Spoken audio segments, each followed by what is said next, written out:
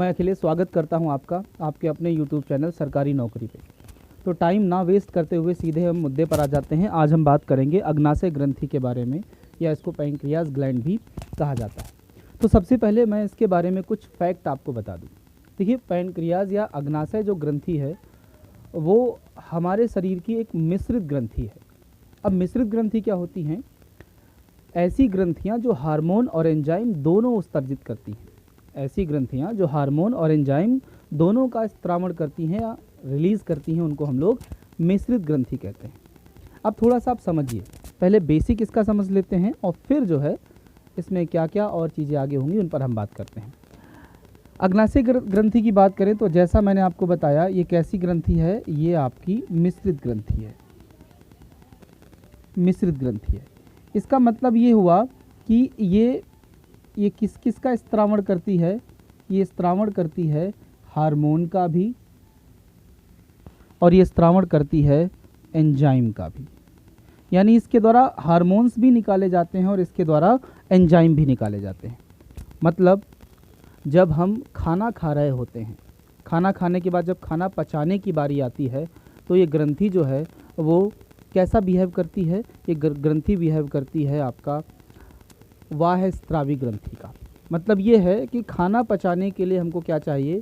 कुछ एंजाइम चाहिए, और वो एंजाइम जो है इसके अंदर से निकलते हैं, जिनमें लाइपेज, एमाइलेज, कई सारे एंजाइम होते हैं। इन सभी एंजाइमों को जो अग्नाशय ग्रंथि से निकलते हैं, इनको अग्नाशी रस कहा जाता है। और नॉर्मल टाइम में ये कैसा बिहेव करती है? अंतःस्त्रावी ग्रंथि का बिहेव करती है। इसका मतलब ये कि ये जो पैनक्रियाज ग्रंथि है, ये जो पैनक्रियाज ग्लैंड है, इसका बिहेवियर कैसा है? ये एंडोक्राइन ग्लैंड भी है और साथ ही साथ ये एक्सोक्राइन ग्लैंड भी है। ये एंडोक्राइन ग्लैंड भी है और साथ ही साथ एक्सोक्राइन ग्लैंड भी है। एंडोक्राइन का मतलब है अंतःस्त्रावी और एक्सोक्राइन का है वाहस्त्रावी। मतलब आप समझ लीजिए कि एंडोक्राइन ग्लैंड जो होती हैं वो हार्मोन रिलीज़ करती हैं, और जो एक्सोक्राइन ग्लैंड होती हैं वो एंजाइम रिलीज़ करती हैं। मतलब ये ग्रंथि हार्मोन और एंजाइम दोनों रिलीज़ करती है।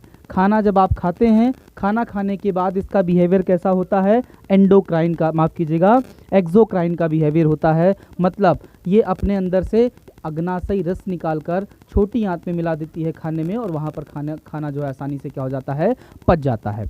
और नॉर्मल टाइम में ये कैसा बिहेव करती है? एंडोक्राइन ग्लैंड का मतलब हार्मोन निकालती है, और हार्मोन जो है वो कई तरीके से कई सारे फंक्शंस में पार्टिसिपेट करते हैं। ठीक है, चलिए आगे अगर बात करें, इसमें इसके आकार की बात करें, इसके साइज़ की बात करें, थोड़ी सी उस पर चर्चा हो जाए। अब देखिए, इसके अगर हम आकार की बात करें या इसका साइज कैसा है, तो साइज़ मैं आपको बता दूं, साइज इसका 15 सेंटीमीटर, ये मैं लगभग में लिख रहा हूं, लगभग 15 से 17 सेंटीमीटर आपकी जो है ये लंबी ग्रंथि है। दूसरा, इसका वेट का अगर मैं बात करूं कि इसका वेट कितना है, तो लगभग 85 ग्राम जो है इसका वेट है। याद रखिए, पत्ती के आकार वाली 15 सेंटीमीटर लंबी तथा 85 ग्राम वेट वाली ये ग्रंथि है। सिंपल सी बात, इतनी आपको समझ में आ गई। हल्के भूरे पीले रंग की आपकी ग्रंथि होती है।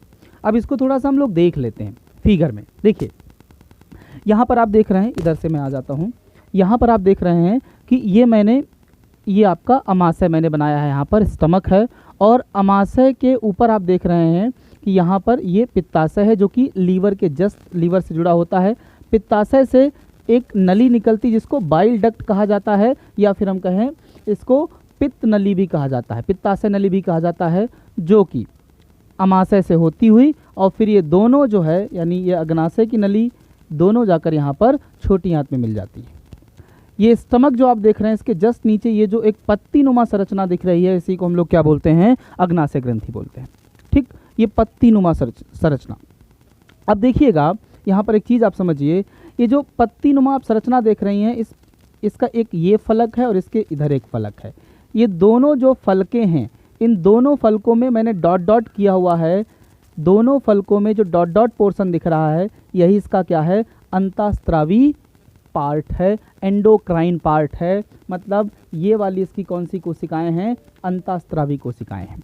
अंतःस्रावी कोशिकाएं हैं, इसका मतलब ये क्या निकालती होंगी, ये हार्मोन रिलीज करती होंगी। बाकी ये जो बीच वाला ये वाला जो पार्ट है इसका, ये क्या है आपका, बाह्यस्रावी पार्ट है, बाह्यस्रावी तंत्र है। ठीक है, अब ये वाला इसका पोर्शन, ये क्या होता है, इसका हेड होता है, और ये क्या होता है, इसकी टेल होती है। ठीक है, ये इसका सिर होता है और ये इसकी पूंछ होती है, बीच में ये इसकी बॉडी होती है। इतनी बात आपको समझ में आई। अब हम बात करते हैं इसके फंक्शंस के बारे में, किस तरीके से काम करती है, कौन से हार्मोन निकालती है और क्या क्या जो है इंपॉर्टेंट इससे हो सकता है। ठीक है, चलिए, तो सबसे पहले अगर हम बात करें तो एक पॉइंट और आप समझ लीजिएगा इसी फिगर में ही, कि यहाँ पर जो आप देख रहे हैं कि ये जो अंतःस्रावी इसका पार्ट है, ये कोशिकाएं हैं, इनके बारे में सबसे पहले जो एक व्यक्ति ने बताया था जिसका नाम था लैंगरहैंस। तो उसी के नाम पर जो है ये वाला जो पोर्शन है, कोशिकाएं जो है, इनका झुंड क्या कहलाता है, लैंगरहैंस द्वीप। यानी अग्नाशय ग्रंथि का जो अंतःस्रावी पार्ट होता है उसको क्या बोला जाता है, लैंगरहैंस द्वीप बोला जाता है। इस पार्ट की खोज जो है लैंगरहैंस नाम के एक वैज्ञानिक ने की थी। कब की थी, 1869 में, 1869 में। क्लियर है। चलो, अब इसी लैंगरहैंस द्वीप के बारे में हम लोग बात करते हैं। जो ये लैंगरहैंस द्वीप है, अभी जो लैंगरहैंस आपको द्वीप दिख रहा है, इसमें कौन कौन सी प्रमुख सेल पाई जाती हैं, इसमें प्रमुख सेल कौन कौन सी होती हैं, उनकी अगर बात करें तो दोस्त एक सेल आपको इसमें मिलेगी, होती तो 4 हैं, अल्फ़ा बीटा गामा डेल्टा, लेकिन यहाँ पर हम बात करेंगे किसकी, अल्फ़ा सेल की बात करेंगे। यहाँ पर अगर हम बात करेंगे बीटा सेल की बात करेंगे, और साथ ही साथ डेल्टा सेल की बात करेंगे। वैसे लैंगरहैंस द्वीप जो है वो 4 प्रकार की कोशिकाओं, अंतःस्रावी कोशिकाओं से मिलकर बना होता है, अल्फ़ा बीटा गामा और डेल्टा। लेकिन हम यहाँ पर बात कर रहे हैं केवल अल्फ़ा सेल, बीटा सेल और डेल्टा सेल की। क्लियर है। अब अगर हम अल्फ़ा सेल की बात करें तो अल्फ़ा सेल जो है, ये जो पोर्शन आप देख रहे हैं यहाँ पर, ये जितनी अंतःस्रावी कोशिकाएं इसमें हैं दोनों फलकों में, इनमें 25% लगभग क्या होती हैं, अल्फ़ा सेल होती हैं, 60 से 65% क्या होती हैं, बीटा सेल होती हैं, और लगभग 10% के आसपास क्या होती हैं, डेल्टा सेल होती हैं। थोड़ा इनको बोलो, सो धीरे बोले वापिस करो।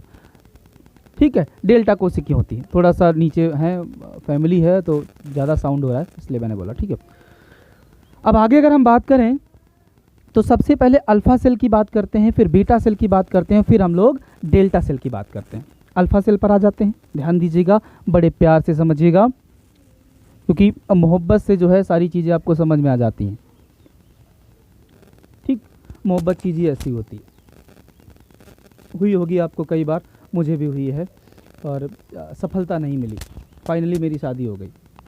ठीक है, आगे अगर बात करें तो अब हम बात करेंगे कि इसकी सबसे पहले अल्फ़ा सेल की बात करेंगे। अल्फ़ा सेल की बात करते हैं तो एक पॉइंट इनका आता है कि आकार में मध्यम होती हैं, आकार में मध्यम, यानी इनका जो साइज़ होता है ना बहुत बड़ा होता है और ना ही बहुत छोटा होता है। ठीक है, दूसरा पॉइंट देख लीजिए कि इनसे जो हार्मोन निकलता है, यानी ये जो हार्मोन रिलीज़ करती हैं। अब ये हार्मोन क्यों, एक पॉइंट आप समझ लीजिएगा, हार्मोन इसलिए क्योंकि हम क्या पढ़ रहे हैं, ये अंतःस्रावी कोशिकाएं पढ़ रहे हैं, यानी इसका वो पार्ट पढ़ रहे हैं जो हार्मोन रिलीज़ करता है। तो अब अंतःस्रावी में ही क्या आ रही हैं, आपकी अल्फ़ा सेल आ रही हैं। अब ये हार्मोन जो रिलीज़ करती हैं उसका नाम क्या है, ग्लूकागॉन हार्मोन, ग्लूकागॉन हार्मोन।